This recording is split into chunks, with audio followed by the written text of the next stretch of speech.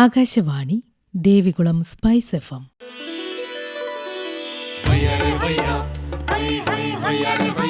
കിസാൻ വാണി.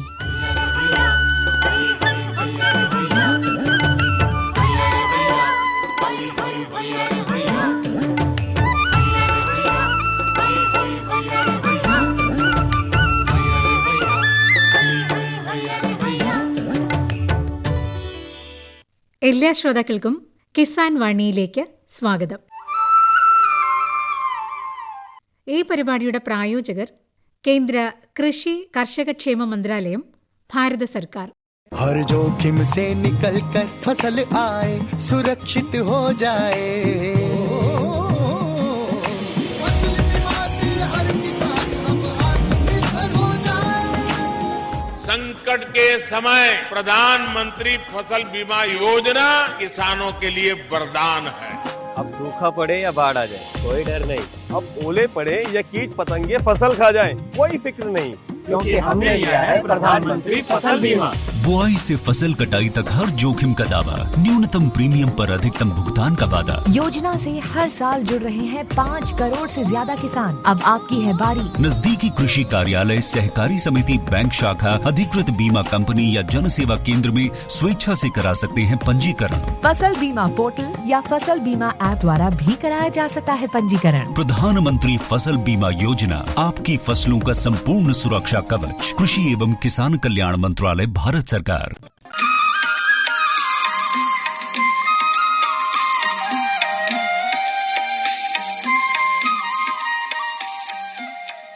പ്രിയ ശ്രോതാക്കളെ, ഇന്നത്തെ കിസാൻ വാണിയിലേക്ക് സ്വാഗതം.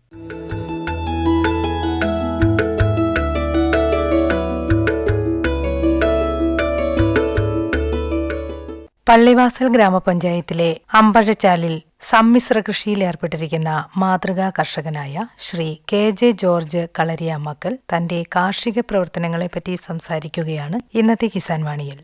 കാർഷിക രംഗത്ത് തികച്ചും വ്യത്യസ്തമായ കാർഷിക പ്രവർത്തനങ്ങൾ അവലംബിക്കുന്ന ബഡ്ഡിങ്ങും ഗ്രാഫ്റ്റിങ്ങും ഒക്കെ അറിയാവുന്ന, പഴവർഗ്ഗ കൃഷികളെ ഏറെ സ്നേഹിക്കുന്ന, നാണ്യവിള കൃഷി നന്നായിട്ട് മുന്നോട്ട് കൊണ്ടുപോകുന്ന ഒരു മാതൃകാ കർഷകനാണ് ഇന്ന് നമ്മോടൊപ്പമുള്ള ജോർജ് കുട്ടി കളരിയാമക്കൽ, അമ്പഴച്ചാൽ സ്വദേശിയാണ്.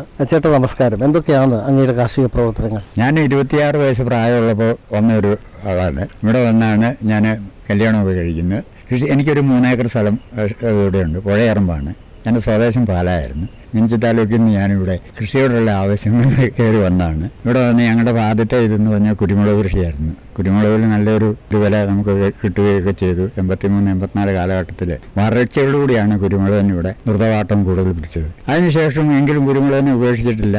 പിന്നെ തെങ്ങിനോട് നമ്മൾ ഇവിടെ പള്ളിവാസൽ വില്ലേജിൽ ഒരു കാരണവശാലും തെങ്ങ് അത്ര സൂട്ടബിൾ ആകുന്നില്ലായിരുന്നു. പക്ഷേ കണ്ടുപിടിച്ചു ഇവിടെ ഏറ്റവും കൂടുതൽ നന്നായിട്ട് പിടിക്കുന്ന കോമാടൻ തെങ്ങാണ്. അന്നത്തെ കാലത്ത് എനിക്ക് ചെങ്ങന്നൂരിൽ നിന്ന് ഈ അതിൻ്റെ തൈ കിട്ടി. അതൊരു 10-20 എണ്ണം വെച്ചു. അങ്ങനെ ഏതായാലും 5ാമത്തെ വർഷം അതിന് ഞാൻ തേങ്ങ കരിക്കിട്ട് കുടിച്ച് സംതൃപ്തി അടഞ്ഞ ഒരു വ്യക്തിയാണ്. 5 വർഷം കഴിച്ചു. ഏറ്റവും വെള്ളത്തോൾ വില്ലേജിൽ കൊടുത്ത തൈ അത് 3ാം വർഷം ചുവട് തിരിഞ്ഞപ്പോൾ തന്നെ കഴിച്ചെന്നുള്ളതാണ്. അങ്ങനെ ഏത് പഞ്ചായത്താണത്? ഇത് പള്ളിവാസൽ പഞ്ചായത്ത്. പള്ളിവാസൽ പഞ്ചായത്ത് കൂടുതലും ഏലം കൃഷിയാണ്, കാർഡമം ഫുല്ലേറിയാണ്. പക്ഷെ എങ്കിലും അതിനിടയ്ക്ക് നമ്മളിത് ഒരു എല്ലാവിധ പിന്നെ ഫ്രൂട്ട്സ് കൃഷിയിലേക്ക് തുടങ്ങിയിട്ട് ഒരു 10 വർഷമായുള്ളൂ. ഫ്രൂട്ട്സിൻ്റെ എല്ലാ ഐറ്റം. അത് ഏറ്റവും കൂടുതൽ നമ്മുടെ കാഞ്ഞിരപ്പള്ളി കോമ്പ്രോംകാരാണ്.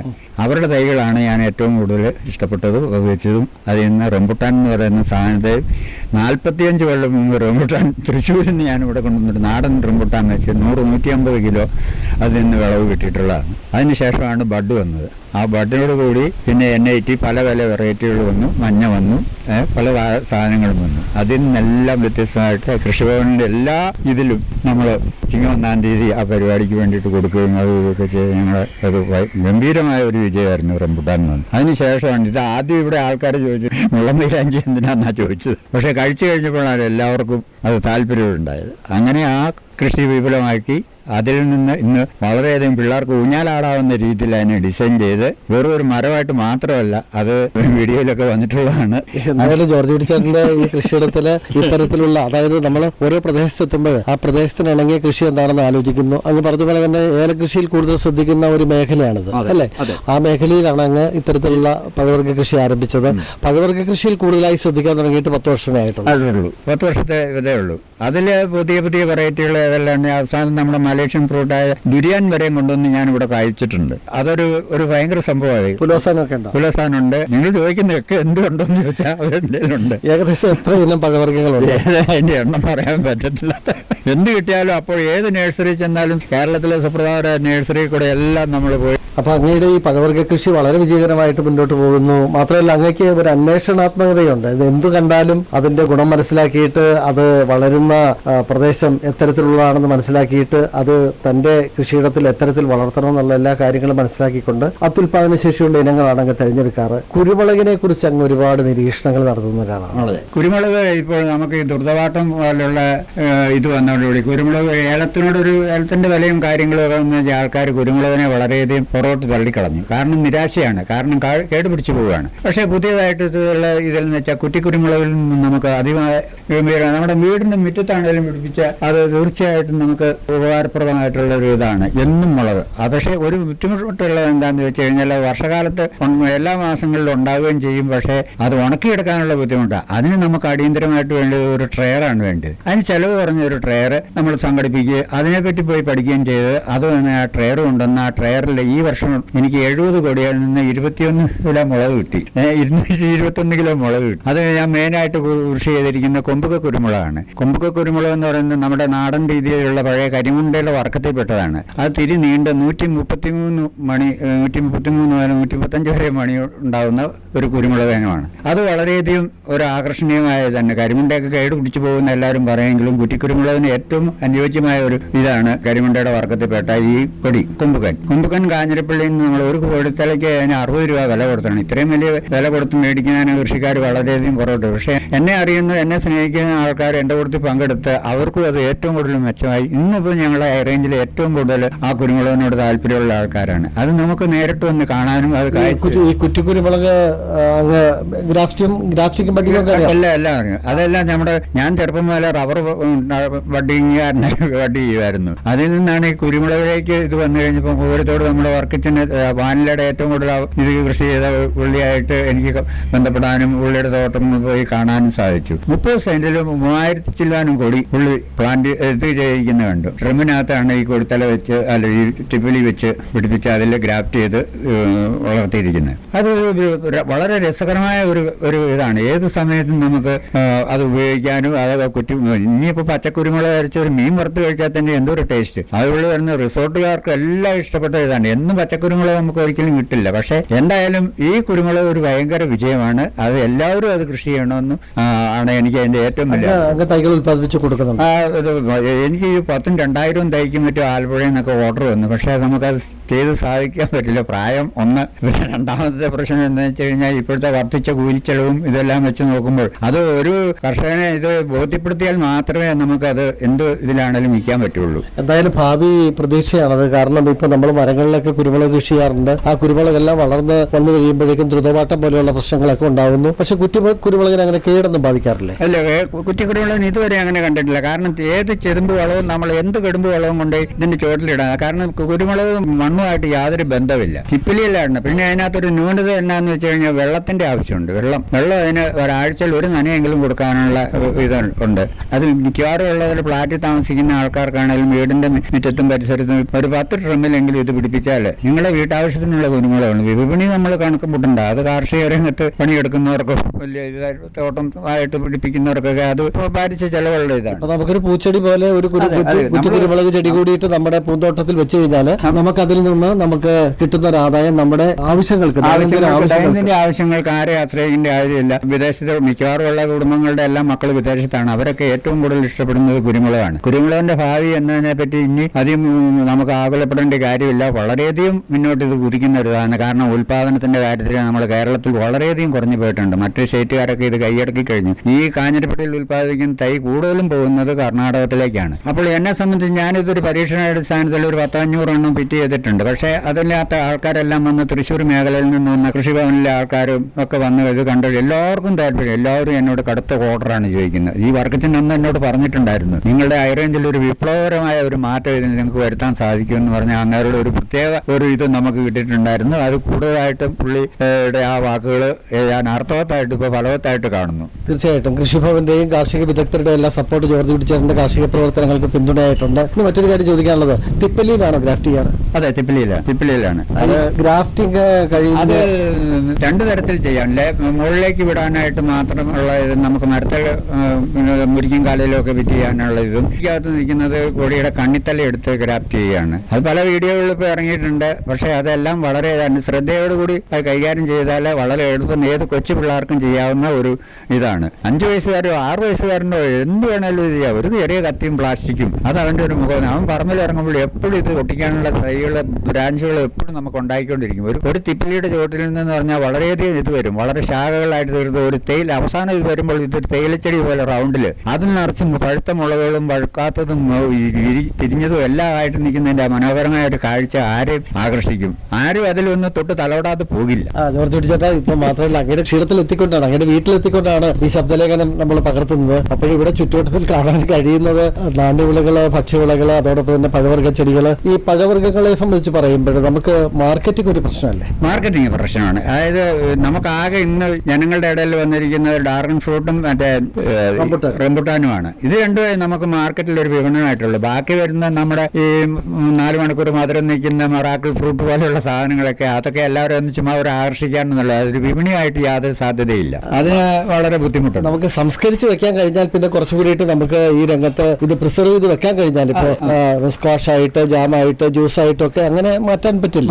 പക്ഷേ അതൊന്നും ഹൈറേഞ്ചിനെ സംബന്ധിച്ച് അത്ര പ്രായോഗികമല്ല. വിപണി ഒരു പ്രധാന ഘടകമാണ്. ഇവിടെ ഇപ്പൊ ടൂറിസ്റ്റുകളുടെ അതിപ്രസരങ്ങളും കാരണം ഒരുപാട് സാധനങ്ങൾ വിറ്റഴിക്കാൻ സാധിക്കുന്നുണ്ട്. അതിനെ മുതലെടുക്കുന്ന കുറെ കച്ചവടക്കാരുമുണ്ട്. ഒരു കൃഷിക്കിടത്ത് വന്ന് ആ കൃഷിയിടത്ത് നിന്ന് ഓൺ ദ സ്പോട്ടിൽ അത് പറിച്ച് കഴിക്കുന്നതിന്റെ ടേസ്റ്റ് ഒന്ന് വേറെയാണ്. അത് പലതും നമ്മളിപ്പോൾ ഡ്രാഗൺ ഫ്രൂട്ട് ആയാലും ശരി, സ്വന്തം ആ പറമ്പിൽ വെച്ച ഒരു വിസിറ്റിന് വന്നു കഴിഞ്ഞാൽ അത് എടുത്ത് പറിച്ച് മുറിച്ച് കഴിച്ചു കഴിയുമ്പോൾ അതിന്റെ ഒരു ടേസ്റ്റ് പ്രത്യേകമാണ്. ഇപ്പൊ അങ്ങയുടെ ഒരു അവക്കാഡോ മരത്തിന്റെ ചുവട്ടിലാണ് ഇപ്പൊ നിൽക്കുന്നത്. അവക്കാഡോ എത്ര ഉണ്ട്? അവക്കാഡോ 5-6 മരമുണ്ട്. അത് വിവിധ ഇനങ്ങളുണ്ട്. അവക്കാഡോ ഈ ഹൈറേഞ്ചിന് ഏറ്റവും പറ്റിയ സാധനം, നമുക്ക് ആർക്കും ബുദ്ധിമുട്ടില്ലാതെ ചെയ്യാൻ പറ്റുന്ന ഒരു സാധനമാണ് അവക്കാഡോ. എന്റെ അഭിപ്രായത്തിൽ അവക്കാഡോ വെച്ച് പിടിപ്പിക്കണമെന്നുള്ള അഭിപ്രായക്കാരന്. കാരണം ഒരു നല്ല തണൽ വൃക്ഷം പോലെ ആവുകയും ചെയ്യും. നമുക്ക് ഇത്രയും നല്ലൊരു ഫ്രൂട്ട്സ് അത് പല സാധനങ്ങൾ പുതിയ മെറ്റീരിയൽസ് ഒക്കെ കൂട്ടി കഴിക്കാം. അത് അവക്കാഡോ ഒരു നല്ല സാധനം തന്നെയാണ്.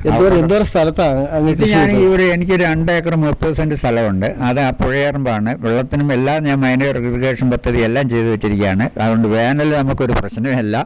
അങ്ങനെ എല്ലാം കൊണ്ടും ഭൂമി അനുഗ്രഹീതമായിട്ട് കിട്ടിയിട്ടുള്ള അതിന്റെ ആ ഒരു ഇതിനകത്ത് കുറച്ചുകൂടെയൊക്കെ ഡെവലപ്പ് ചെയ്ത് കൊണ്ടുപോവുകയാണെങ്കിൽ ഒരു ഭയങ്കരമായ ഒരു മാറ്റം നമുക്ക് ഉണ്ടാക്കാൻ സാധിക്കും. ഏലമുണ്ട്. ഒരു 350 ഏലം. ഈ വിലയുടെ അതിപ്രസരം കാരണം ഏലം വെക്കാത്ത നമുക്ക് ഹൈറേഞ്ചിൽ ആരും ഇല്ലല്ലോ. അടുക്കളക്കകത്ത് വരെ ഏലം വെച്ച കാലമാണ്.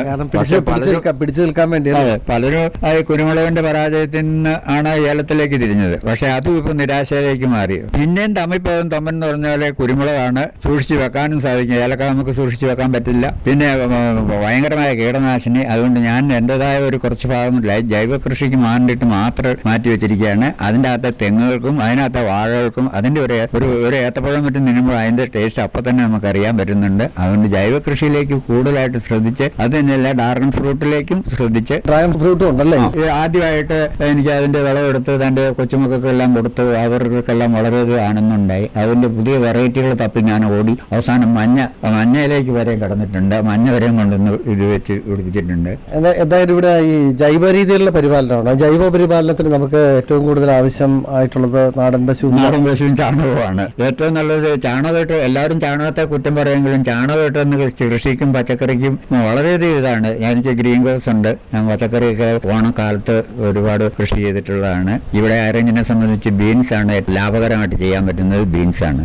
പിന്നെ തക്കാളി ഇതൊക്കെ എന്ന് പറയുന്നത് വലിയ ബുദ്ധിമുട്ടുള്ള ഇതൊന്നുമല്ല. എല്ലാവർക്കും നമുക്ക് അവനവന് വേണ്ടുന്ന എല്ലാം വീട്ടില് 1 മണിക്കൂർ ഇതിനു വേണ്ടിയിട്ട് നിങ്ങൾ ചെലവഴിച്ചാൽ മതി. നാടൻ പശു ഉണ്ടല്ലേ?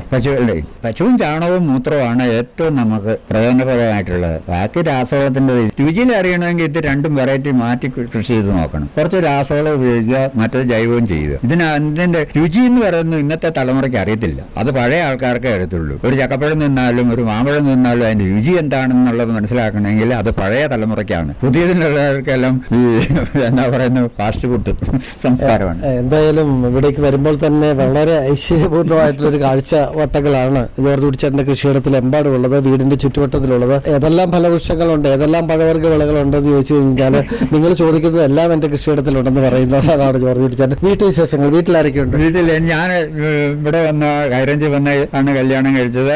എനിക്ക് 4 പെൺമക്കളാണ്. അതിൽ എന്നെ ഇതിൽ കൃഷിയിൽ മാത്രം ശ്രദ്ധിക്കുന്ന ഒരാൾ ഇപ്പം മൂത്ത മാള് മാത്രമേ ഉള്ളൂ. അവള് എല്ലാവിധ ഫ്രൂട്ട്സുകൾക്കും കൃഷിയോടും വളരെ താല്പര്യമാണ്.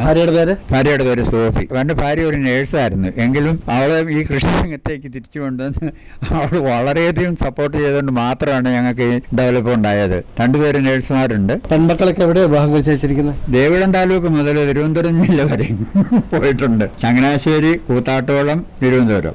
എന്തായാലും കാർഷിക രംഗത്ത് മനസ്സർപ്പിച്ച് പ്രവർത്തിക്കുന്ന, അത് മാത്രമല്ല മനസ്സർപ്പിച്ച് പ്രവർത്തിക്കാമെന്ന് മാത്രമല്ല മറ്റുള്ളവർക്ക് മാതൃകയാവുന്ന നിരവധി പ്രവർത്തനങ്ങൾ കാഴ്ചവെച്ചുകൊണ്ടിരിക്കുന്ന ജോർജ് കുട്ടി കളരിയാമാക്കൽ ആണ് ഇത്രയും നേരം നമ്മോട് സംസാരിച്ചത്. ഇത്രയും കാര്യങ്ങൾ ശ്രോതാക്കളുമായിട്ട് പങ്കുവച്ചതിന് നന്ദി. പള്ളിവാസൽ ഗ്രാമപഞ്ചായത്തിലെ അമ്പഴച്ചാലിൽ സമ്മിശ്ര കൃഷിയിൽ ഏർപ്പെട്ടിരിക്കുന്ന ശ്രീ KJ ജോർജ് കളരിയാമകലുമായി ഇതുവരെ സംസാരിച്ചത് ശ്രീ ആന്റണി മുനിയറ.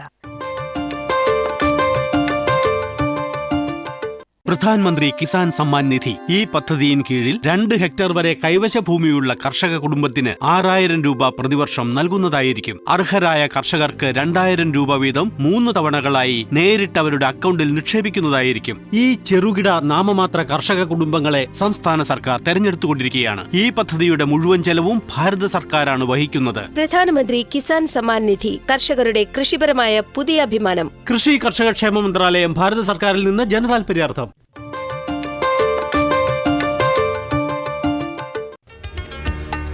2023 ചെറുധാന്യങ്ങളുടെ അന്താരാഷ്ട്ര വർഷം. അന്താരാഷ്ട്ര ചെറുധാന്യ വർഷാചരണത്തിന്റെ ഭാഗമായി ഇന്നീ പരിപാടിയിൽ ശ്രീ വിനു KS, ശ്രീമതി അശ്വതി KP എന്നിവർ തയ്യാറാക്കിയ ലേഖനങ്ങൾ കേൾക്കാം. കാലാവസ്ഥ പ്രതിരോധ കൃഷിയും ചെറുധാന്യങ്ങളും. കാലാവസ്ഥ വ്യതിയാനം കൃഷിയിലുണ്ടാക്കുന്ന നാശനഷ്ടങ്ങൾ ലോകം മുഴുവൻ നേരിട്ടുകൊണ്ടിരിക്കുകയാണ്. ജനസംഖ്യയിൽ മുന്നിൽ നിൽക്കുന്ന ഇന്ത്യ പോലുള്ള രാജ്യങ്ങളെ ഈ കാലാവസ്ഥ വ്യതിയാനം കൃഷിയിലുണ്ടാക്കുന്ന നാശനഷ്ടങ്ങൾ കൂടുതൽ ദുർബലമാക്കും. കാലാവസ്ഥയിലുണ്ടാകുന്ന പ്രതികൂല മാറ്റങ്ങൾ ഇന്ത്യയുടെ ഭക്ഷ്യസുരക്ഷയെ പോലും ബാധിക്കും. കൂടിയ താപനില, കുറഞ്ഞ മഴ എന്നിവയെപ്പോലെ കാലാവസ്ഥയിലുണ്ടാകുന്ന മാറ്റങ്ങൾ എല്ലാം തന്നെ വിളകളുടെ വിളവ് കുറയ്ക്കുന്നു. 2023 അന്താരാഷ്ട്ര മില്ലറ്റ് വർഷമായി ആചരിക്കുകയാണ്. അതുകൊണ്ട് തന്നെ ഈയിടെ കേരളത്തിൽ ചെറുധാന്യങ്ങളുടെ കൃഷിക്ക് നല്ല രീതിയിലുള്ള പ്രചാരണമാണ് നടക്കുന്നത്. ചെറുധാന്യങ്ങൾ മനുഷ്യർ ആഹാരമായും കന്നുകാലികൾക്ക് തീറ്റയായും ഉപയോഗിക്കാറുണ്ട്. കാർബോഹൈഡ്രേറ്റ്, പ്രോട്ടീൻ, കൊഴുപ്പ്, നാരുകൾ, ധാതുക്കൾ എന്നിവ അടങ്ങിയിരിക്കുന്നത് കൊണ്ട് തന്നെ ചെറുധാന്യങ്ങൾ ന്യൂട്രിയൻ ധാന്യങ്ങൾ എന്നും അറിയപ്പെടുന്നു. വെള്ളപ്പൊക്കം, വരൾച്ച തുടങ്ങി കാലാവസ്ഥാ വ്യതിയാനത്തിന്റെ വർദ്ധിച്ചു വരുന്ന ഭീഷണികളെ പ്രതിരോധിക്കാൻ കർഷകർ വ്യത്യസ്ത രീതിയിലും വിളയിനങ്ങളും സ്വീകരിക്കേണ്ടതുണ്ട്. കാലാവസ്ഥാ വ്യതിയാനത്തിന്റെ പാരിസ്ഥിതികവും ദൂഷ്യഫലങ്ങളെ ചെറുത്തു നിൽക്കാൻ സാമൂഹികവുമായ സംരക്ഷണം, സുസ്ഥിര സമീപനങ്ങൾ, കാർഷിക രംഗത്ത് ദീർഘകാല വീക്ഷണം എന്നിവ വളരെ ആവശ്യമാണ്. കാർഷിക ഉൽപാദനക്ഷമത വർദ്ധിപ്പിക്കുക, ഹരിതഗൃഹവാതക ഉദ്വമനം കുറയ്ക്കുക, കാലാവസ്ഥാ വ്യതിയാനത്തിന്റെ അനന്തരഫലങ്ങളെ നേരിടാൻ പ്രതിരോധശേഷി വർദ്ധിപ്പിക്കുക എന്നിവയാണ് പ്രധാനമായും ദൂരീകരിക്കേണ്ട പ്രധാന ആശങ്ക. അന്താരാഷ്ട്ര ചെറുധാന്യ വർഷാചരണത്തിന്റെ ഭാഗമായി ശ്രീ വിനു KS, ശ്രീമതി അശ്വതി KP എന്നിവർ തയ്യാറാക്കിയ ലേഖനമാണ് ശ്രോതാക്കൾ ഇതുവരെ കേട്ടത്.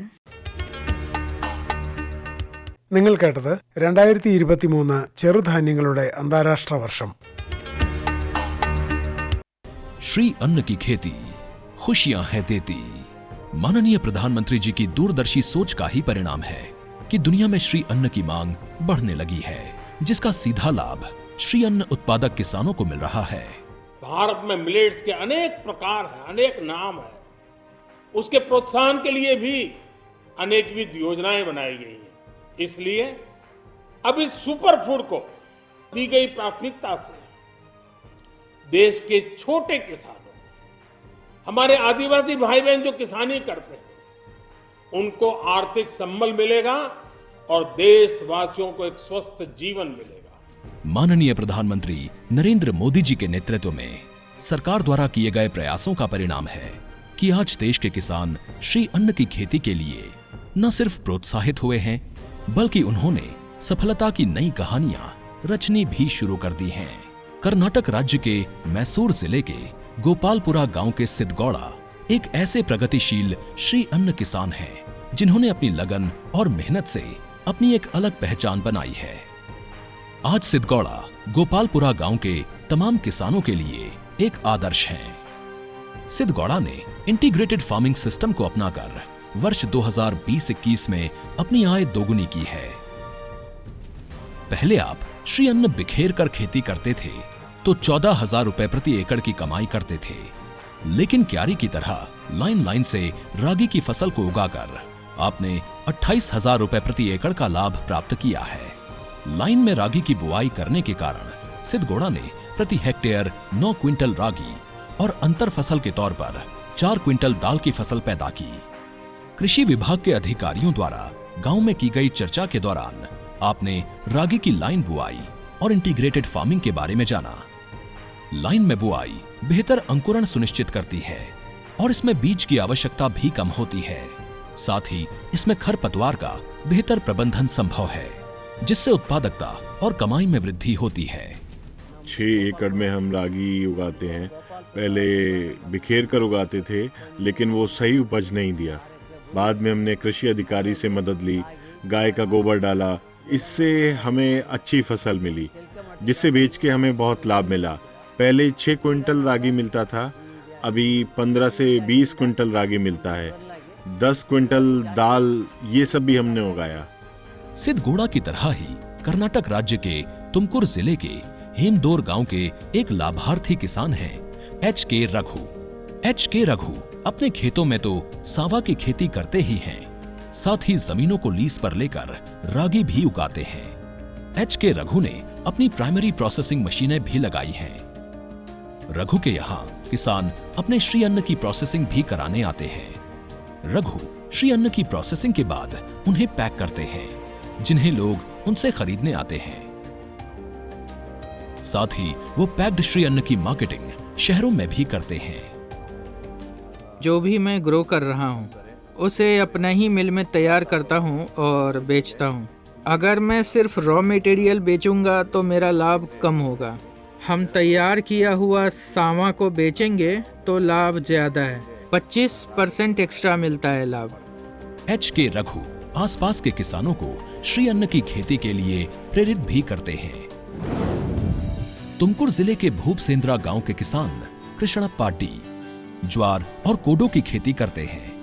कृषि अधिकारियों से श्री अन्न की खेती के वैज्ञानिक तरीके सीखने के बाद कृष्णप्पा डी अपने बेटे के साथ ब्रॉडकास्टिंग की जगह स्पेसिंग तकनीक से कोडो की लोकल वैरायटी उगाते हैं। 1 एकड़ से 6 क्विंटल तक कोडो की खेती करके आप 60,000 रुपए कमाते हैं और अपने परिवार को बेहतर स्वास्थ्य और खुशियां देते हैं। मैं कृष्णप्पा का बेटा हूँ।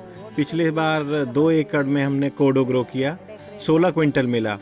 8 क्विंटल हमने यूज़ किया और 8 सेल किया। 60,000 का प्रॉफिट हमें मिला। वो पैसा हमने खेती में डाला।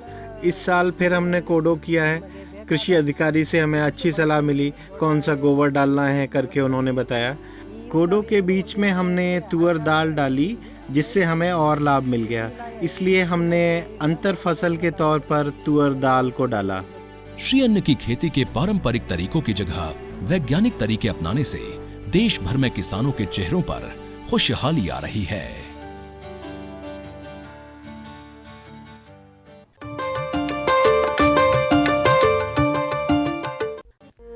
सूखा हो या बेमौसम की बरखा हो, कीड़ा लगे खेत में या दुविधा हो, बहुत ही कम प्रीमियम पे पूरी हो भरपाई, फसल बीमित रहे कटाई के बाद भी भाई। हाँ, ऋणी या अऋणी अब हर किसान लाभ उठाए। एक मौसम एक दर है, सब किसान बीमा कराए। प्रधानमंत्री फसल बीमा योजना से हर किसान मुस्काए। कृषि और किसान कल्याण मंत्रालय द्वारा किसान हित में जारी।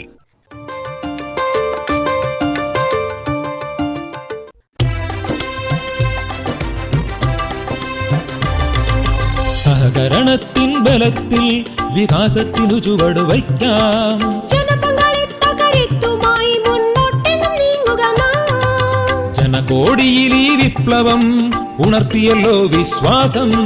നാം ഒത്തുചേർന്ന വികാസത്തിനെ പതാക പറത്തിടാം. സഹകരണം നമ്മുടെ വികാസത്തിൻ പ്രതീകം. പുതുയുഗത്തിൽ സഹകരണം കൃഷി മന്ത്രാലയം, ഭാരത സർക്കാരിൽ നിന്ന് ജനതാൽപര്യാർത്ഥം. ഈ പരിപാടിയുടെ പ്രായോജകർ കേന്ദ്ര കൃഷി കർഷകക്ഷേമ മന്ത്രാലയം, ഭാരത സർക്കാർ. എല്ലാ കിസാൻ വാണി ശ്രോതാക്കൾക്കും കൂപ്പുകൈ.